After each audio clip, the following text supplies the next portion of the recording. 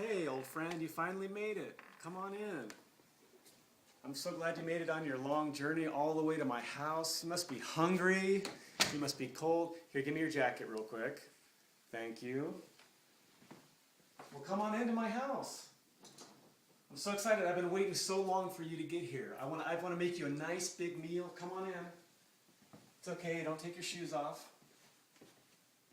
We call this the Rasa Casa. I know you're hungry. I've been so excited to give you a meal. Come on in. Why don't you stand here? I'll make you some great meal. So I've been so excited about you getting here that I've been saving some of the best of everything we've had this week just for you because you deserve the best. I'm so glad you're here. So the first thing is on Tuesday, Jennifer made some great pizza. Homemade pizza. It was really good. So I've got some pieces here for you. 2 pieces. Now they're not the biggest pieces. The kids ate those, but these should do. It's what's left over. And I know it's kind of hard. So I was thinking maybe I had this leftover sauce from a take-home order the other day at a restaurant. So we'll put some sauce on there that'll make it taste really good. I'm sure that'll get you started. And you need a side dish. So I thought, Rianne had some leftover cheese puffs from her lunch the other day at school, and I've been saving them just for you. So we'll have some cheese puffs to add to the dinner. Doesn't that look good? Everybody loves cheese puffs. Who doesn't love a cheese puff? They might be a little stale, let's be honest, so I can pop them in the microwave for a couple minutes. You know, that usually freshens food up, so that would be great. Oh, I can't. I'm so excited you get to have my leftovers. And then I think you need some like a legume or a vegetable. So what I did was Jennifer made this amazing soup the other night. And it had beans and lentils and all kinds of good things in it. Well, we ate all the soup because it was really good.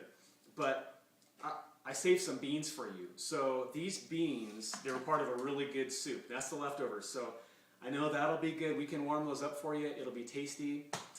And you know, the other thing you need is a dessert. Well, we don't really do a whole lot of dessert here, but I saved something just for you. The other day we made these homemade protein bars, these lemon protein bars. They are so good. It's like a day's worth of protein right here in one bar for you. So they're made of Splenda instead of sugar, so they're not really tasty. But just think about how good it is for you. They are really amazing. So that'll be your dessert.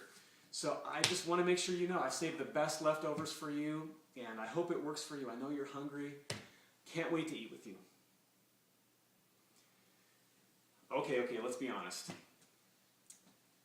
If I came to your house from a long journey and you fed me leftovers, I would be offended. I would be upset. Wouldn't you be too? No one wants to arrive at someone else's house and get the last, get the least, get the leftovers. That's just not cool. Obviously, I've done this to illustrate the point. And the point is that this is what some of us do with God. We don't give him our very best. We kind of give him our leftovers.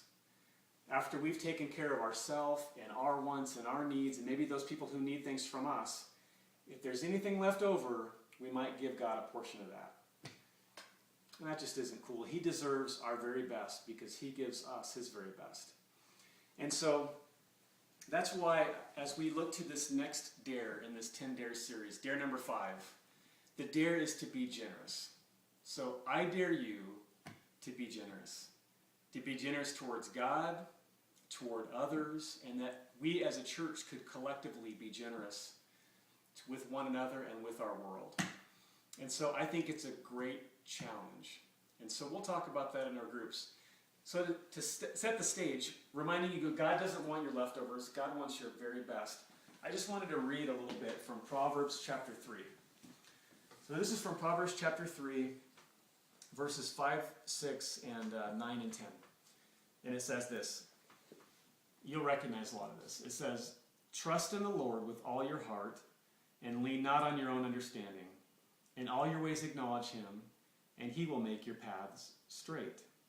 That's what it says about your first fruits versus your leftovers. It says, "Honor the Lord with your wealth, with the first fruit of all your crops. Then your barns will be filled to overflowing, and your vats will brim with new wine."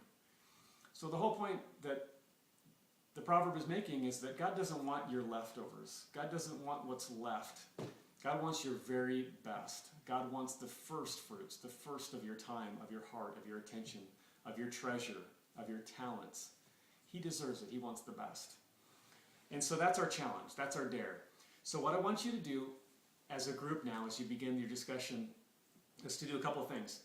Is to review some of the points I made on Sunday about the fact that God wants your first fruits, and that there is truth to the fact that what you sow, you will reap.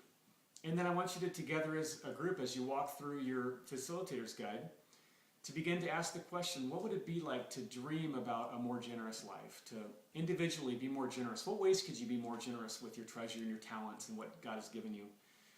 And then how could we, together as a church, be more generous? And what would we do to change our world if we were all more generous together? Big topic, a lot of fun. You'll have a great time discussing it. Thanks again for coming into my house. Now go get it.